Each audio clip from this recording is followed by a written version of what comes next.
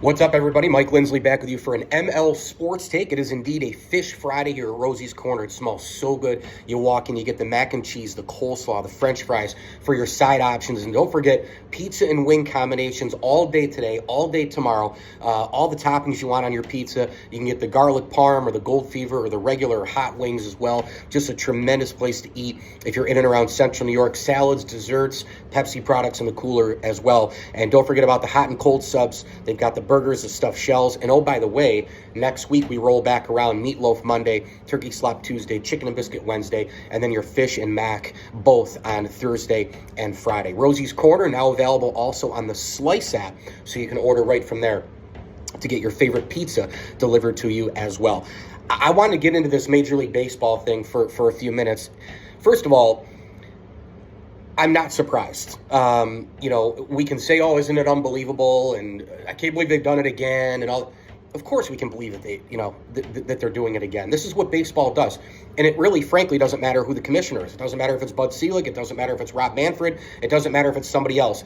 This is what baseball does. You don't see this happen in all the other pro sports. You just don't see it. You don't see the NFL fighting like crazy like this. When they know that there's a CBA on the table, they plan ahead for it, they get it done, and then they move on. It's very simple. The relationship between the union and the league is also not that strong in baseball compared to all the other places. Now, the players' union during the steroid era and all the rest, the players' union got to be arguably the most strong union in the entire country.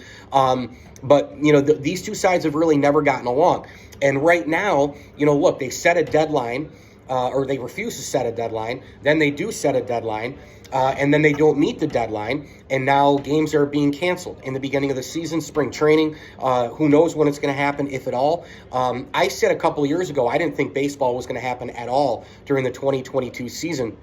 Right now, we're not going to get games through April probably, and if we start May 1st, I still think that's pretty optimistic. Now, the sides, to me, the numbers aren't that big of a deal. On the table, there's a lot of different things on the table. They've been proposing, counter-proposing left and right, as we know. But one of the big things is the pre-arbitration salary. I don't think this is a big deal. Why aren't the owners willing to just give the players a little bit more money? For crying out loud, the owners are multi-billionaires in most cases. These owners, without the players, they don't have a product. So the pre-arbitration process, again, this is the team control thing in baseball, which is ridiculous. Think of it this way. If you're in baseball and you get drafted, you are under team control for a certain amount of time till you hit arbitration, and then you fight, in court and all that sort of thing with the arbiter and this and that, and then a deal gets worked out.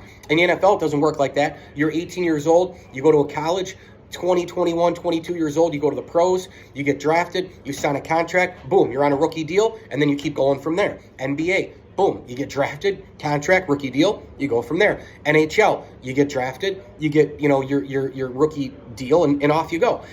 This whole player control thing is absurd to me. And the pre-arbitration process, that means I think that Major League Baseball needs to give more money to the players. Another thing here that we've seen is that both players are arguing about what the tax threshold is in terms of the overall payroll. 238, 244, 250, 254, 260. Climbing. The reason the players want that, obviously, it's very, very simple. If they get paid more, then every single payroll for every single team is a little bit more. Here's the thing. That might not come to fruition at all. And that might be one that holds up the season for a very long time. Because the owners at that point will look at it as a collective. Oh, now we have to pay this amount, that amount, this amount. And now it's all in the same bucket. And it's growing and growing and growing. And they might not want to pay anything more, for sure. There's been other things that have been discussed, certainly. But this is a CBA that everybody knew on both sides was going to come.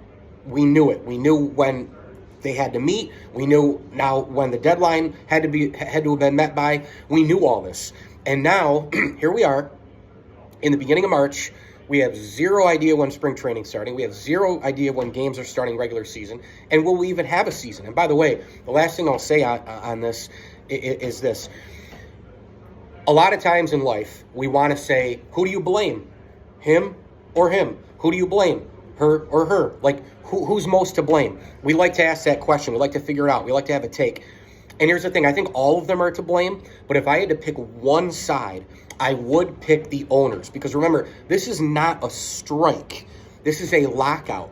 The owners locked out the players, and the players have been fighting back and fighting back and fighting back, and they're like, look, we're not just going to lay down for you guys anymore. This is too big of a CBA for the future of players, for the future of our players union. This is too big of a deal to just cave and give you what you want, considering the last time this happened, the owners beat them up pretty good. So I think we're in for a long haul here. I would blame the owners more than the players, only because, a couple of reasons. One, these guys are multi-billionaires. Number two, they need the players to have their product in order to make that money. And number three, the fans. I mean, the owners couldn't figure out in 2020 to play games when the entire sports universe was shut down. And, you thought maybe they would have learned from that a little bit, right? I mean, they could have been the center of the sports universe, the only thing going on in 2020. Instead, they waited because they were nickel and diming people, back and forth. It was all about money. It was ridiculous. They agreed to a 60-game schedule with 7-inning doubleheaders and putting a guy on second base in the extra innings and all these stupid gimmicks, which I was okay with at the time because I said, hey, just get the games and then pull back and play normal baseball. Well, now we don't have normal baseball. Last year, the gimmicks were continued, and then now it leads into this nonsense as if the sport wasn't bad enough, as if the product wasn't bad enough. All the analytics, walks, strikeouts, home runs, pace of play is horrendous. You don't see a guy stretch from first to third anymore. Guys are pulled out after 2 innings of starting. After all that, and the product is this bad, now they go on a lockout? This sport is so screwed up, it's not even funny. Mike Lindsley with you here. It's an ML Sports Take. Get on down to Rosie's Corner for pizza, pasta, hot and cold subs, and more. And today is a Fish Friday.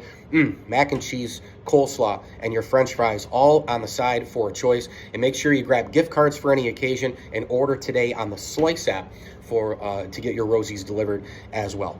Hit me on Twitter at Mike L Sports, and as I always tell you, enjoy the games.